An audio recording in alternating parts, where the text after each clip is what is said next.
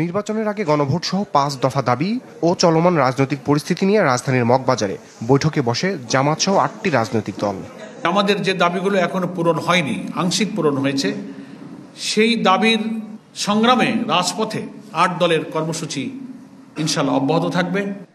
বৈঠক শেষে সংবাদ সম্মেলনে জামাতের সেক্রেটারি জেনারেল অভিযোগ করেন, একটি দলকে খুশি করতে প্রশাসনে ব্যাপক রদবদল চলছে।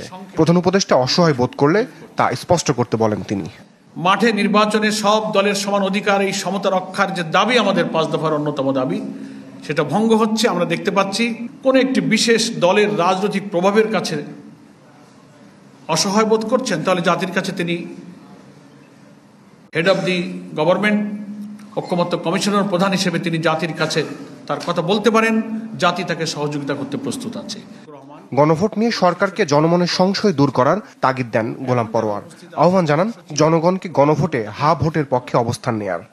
জুলাই সনদের আইনি ভিত্তির প্রয়োজনে যে গণভোটটা যখন হবে, এই গণভোটের সংস্কারের পক্ষে আমরা সবাই হা বলবো এবং জাতিকে আমরা হায়ের পক্ষে ভোট দেওয়ার জন্য উদ্বুদ্ধ করব, কারণ আমরা সংস্কারের পক্ষে ছিলাম।